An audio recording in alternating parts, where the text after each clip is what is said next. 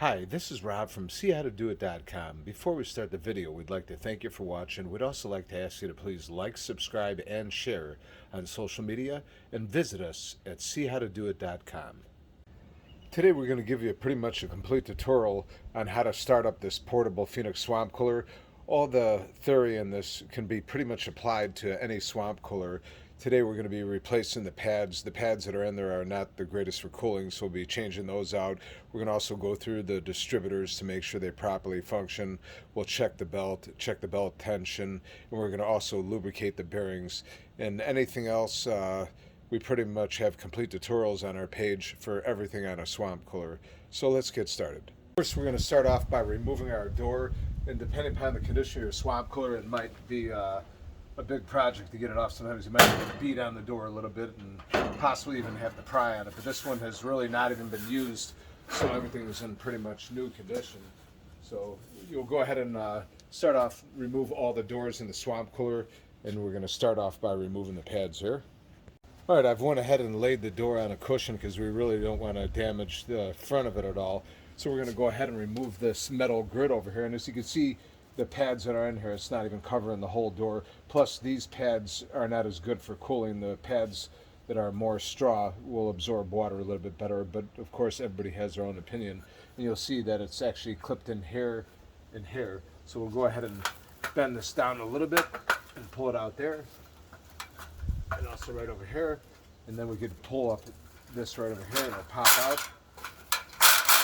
And depending upon your swamp cooler, if it's at a pretty much a lot of scale buildup, of course it's not going to come out this easy, so you might have to fight with a little bit. You might even have to straighten this back out as you remove everything. So we'll go ahead and toss this out here. So that's pretty much how you're going to start out here. We're going to go ahead and get our pads. Pretty much these are our pads here, aspirin pads right here, and you can see they're like straw. And this is where our distributor supply comes in right over here. So we're going to definitely tuck it in underneath here. And you want to be very careful how you do this because you don't want any leaks outside of the swamp cooler. So go ahead and take that out. And you'll have this over here, so you're going to actually fold this in a little bit. And we'll bring it over here.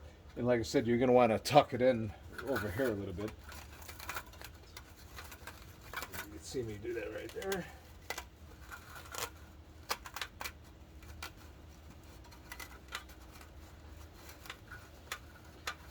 And you want to get all that netting very thoroughly tucked in here, because otherwise if any of it's exposed, it could drip water further in the swamp cooler and possibly get in your squirrel cage and make leaks and then rust things out quicker, and you definitely don't want that. So we're going to go ahead and come over here and we're going to tuck in this side here. This netting here too, we'll go ahead and fold this underneath here. And depending upon the condition of yours, this might not go this easy, and more than likely it will not go this easy. And you can see we have that a little bit over here too. So we're going to want to go ahead and tuck this in here, because otherwise if that's dangling inside, it will cause you a leak and possibly leak outside of the swamp cooler or leak into your motor, any one of the things. So we're going to go ahead and clip this back in the hole here. We'll go ahead and clip it in here. And now we'll go ahead and slip in the ends here. And depending upon the brand of your swamp cooler, these metal grids could be a little bit different, but pretty much the theory is going to be all the same no matter what kind of swamp cooler you have. And we'll go ahead and clip these in here.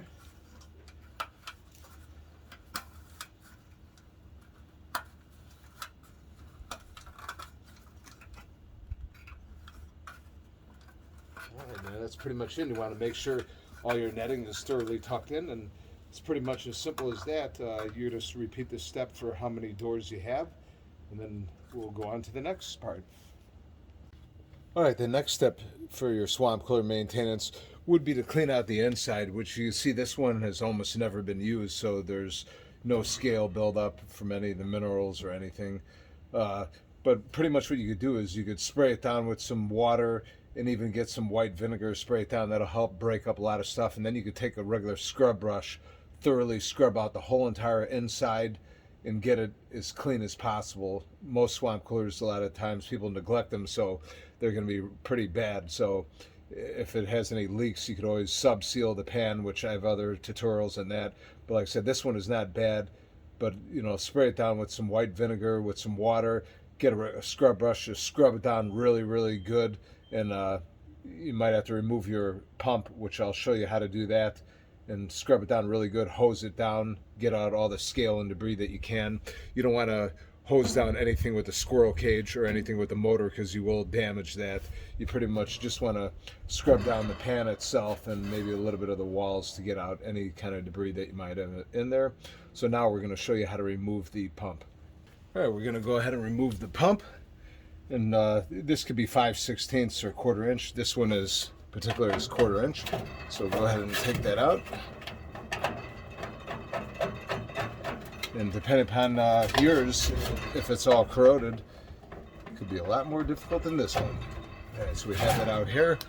We'll then come back up over here, and you're going to want to go ahead and unplug it. Always pull by the plug, and that's how you're going to remove the pump. So now we'll come back down over here. So now everything's pretty much out of the way, so you could spray it down with some white vinegar and some water and go ahead and thoroughly scrub it down, get it as clean as you can, and then you could go ahead and reinstall your pump. Okay, we're going to go ahead and reinstall our pump here.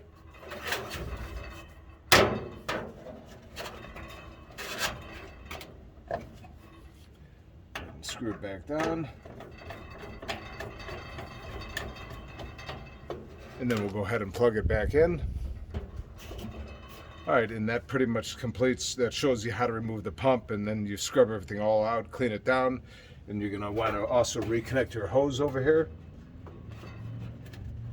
So that's all connected to supplier distributors. Later on in the video, we'll show you how to connect a bleed over here, because this will help you from building up scale. You'll actually run an irrigation line from here. We'll pull off this cap and run it out over here. And that'll help from building up scale and various other minerals that end up rusting everything out and killing the swamp cooler in no time. So now we're going to go ahead and connect the water supply and see how our float is operating and adjust it and do whatever is necessary there. All right, we do have an issue with our float. The float is not going to be repairable at all. These white ones are pretty cheap. They're all made out of plastic. This should be all brass over here. So we're going to go ahead and change out our float. As you can see, the replacement, it's all brass. So we're going to go ahead and start by removing this nut over here. Okay, we're going to go ahead and remove this nut here. This one's not bad. Yours could be really bad. If it's really bad, you could always cut it off with a hacksaw. And like I said, this is pretty much all made out of plastic, so it was not properly adjustable. So we're going to go ahead and put on the new one here. And take that off.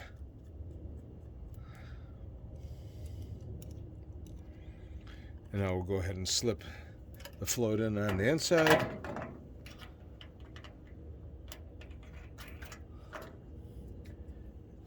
And then we'll move the camera in to show you a little bit better here.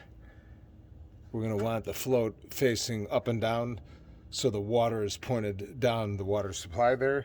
So that's pretty good right there. So we're going to go ahead and tighten this one up.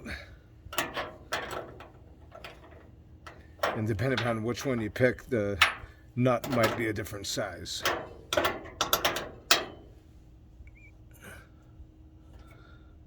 Here we're going to go ahead and tighten that, and that's pretty much good right there. Now we're going to go ahead and connect our water supply, which you can see we already have water in here. We'll go ahead and get rid of some of this water to lower it a little bit, connect our water supply, and then we'll adjust our float. This is what I was talking about, the water supply. You want this directly down over here. And we have our supply line connected over here. Here's a 1/4 inch connection right over here. And we have it going into flexible irrigation tube. And then we have it going into another 1/4 inch right over here with a 3/4 inch swivel connector for the garden hose. So we're going to go ahead and turn this on and adjust our float. All right, we have our water supply connected, and as you can see, the way the float is adjusted, there's no water coming in. You can see if we press down on the float, you'll get some of the supply in there. So we're going to actually put a little bit of a bend up on this float to get it where we want it. And you're going to want to be very careful. Hold it back over here, because the older the float, it's going to have corrosion, and it could very well snap off, and you're going to need to put on a new one. So you're going to hold it back over here, and we're going to just bend up on it a little bit here.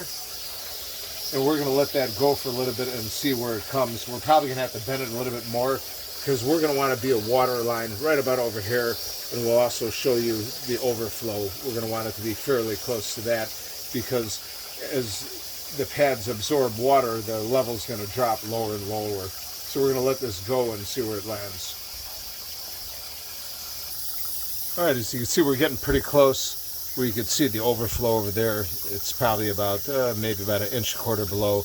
Water still coming in. So we're probably just going to let it go a little bit more, put a little bit more of a bend in here, because it's almost close to where it's going to stop.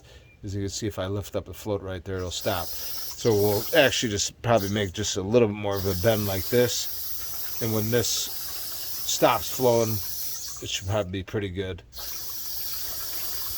So right about there is going to be good. Now we're going to show you basically how to adjust the tension on your belt, which on this one, this is pretty good here. So if yours has this, you're not going to have to do anything. And pretty much almost any swamp cooler you have, it's going to be about the same. You're going to have a bolt over here. You're going to loosen this one a little bit, and you also loosen this bolt here. And if you don't have enough tension, once you've loosened this, you'll pull back on the motor, and then you'll tighten this up, and this will hold the motor in position. Then you'll go ahead and tighten this here. If you have too much tension, when you loosen this and loosen this, you'll push the motor in a little bit, so you have a little bit more tension. But if you have something like this, this is good. Like I said, it's pretty straightforward. You'll loosen this bolt a little bit, this one right over here. This bolt over here will enable you to be able to move the motor back or forth. You pull it back, you're going to have more tension. Push the motor forward, you'll have less tension. So that's pretty much all you got to do there. Now we're going to show you how to lubricate the bearings. With the bearings, you're going to lubricate them with Zoom Spout Oiler. And your bearings, you're going to find them over here, unless yours are sealed, which most of them have a little cap that you can actually lift up on the cap. Might be a little bit hard to see right here.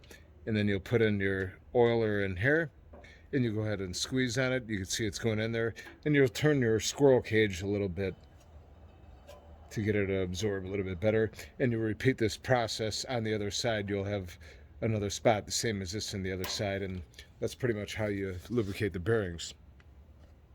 Once you have that done, next you're going to want to go ahead and make sure your distributors are cleaned out thoroughly here. And depending upon the model that you could have 2, you could have 4, you could have 6, you might have 8, and pretty much the theory is going to be the same for them all. And I like doing it when the unit is running, but you're going to also have to be very careful when it's running. You don't want to get any water into your squirrel cage or into your motor, because you will do damage to it. And on a lot of swamp coolers, you could disconnect your motor. You could actually unplug it over here. So we're going to go ahead and unplug our motor. And this way, when we power up the swamp cooler, it's just going to be for our pump right over here. And the pump will supply our distributors with water. That way, when we go to rot out the distributors and snake them out, we're going to get out all the scale, and it won't be any excess sitting in there, and it's just a better way of doing it. But if you can't shut off your motor, you're going to have to do it with it dry without the pump running. So we're going to go ahead and start that. This is what we're going to use to clean out our distributors. Some people call it a snake, others will call it an auger. You can pretty much get this at any home improvement store, and we're going to go ahead and start. All right, you can see we pretty much have really good water flow because this swamp cooler is in really good shape. Yours might not be, so you're going to definitely have to snake it out. So we're going to show you how to do that. We're going to go ahead and put the snake right over here. So we'll go ahead and put it in there. We want to be very careful not to get any of the water inside the squirrel cage or the motor. That's why you want that off and not running. So pretty much you have it in there, and then you're going to take the snake. Try not to do a video and go back and forth here. and you're going to repeat that same step with all the distributors until you get out all the debris. And be very careful with the distributors because they will become brittle and you can break them off very easily. If you do break them off, we also have a tutorial on how to replace the distributors. Next, it's always a good idea to have a bleed where you bleed off some water here. If you don't have this installed, you could always put this T in here, and I do have a video on that too. So we're going to go ahead and remove this cap over here. And you could pretty much use a 1/4 inch irrigation line, which we're going to go ahead and connect right over here. And then we're going to actually run this through our overflow, which is right over here. And we'll run it down here. And we'll pull it through. And on this end over here, you could always put on an irrigation tip because you want to restrict the water flow a little bit, because otherwise you're going to really notice this in the water bill because you're going to bleed off a lot of water. But it really is necessary because it's going to help a lot of the scale build up and other things. You could also even put a little knot in there, and that will restrict some of the water flow coming out of there, unless of course you don't mind burning up a lot of water. But the purpose of a swamp cooler is to save money, so you could put a knot in there, pull it tight a little bit, and it will restrict some of the water coming out there. We'll go ahead and fire it up to show you that the water will be coming out. Which there it is there. And like I said, you're going to want to restrict it because otherwise this is going to really add up on your water bill. You could put it in an irrigation head and then put it into a 5-gallon bucket. And in one day, if you bleed off maybe 5 gallons of water out of it, that's going to be pretty good. And that pretty much will wrap it up. Go ahead and put your doors back on, and that's about it. And like I said before, we pretty much have tutorials on every phase of working on a swamp cooler. So we'd like to thank you for watching. Please like, subscribe, and share on social media, and visit us at seehowtodoit.com. Thank you.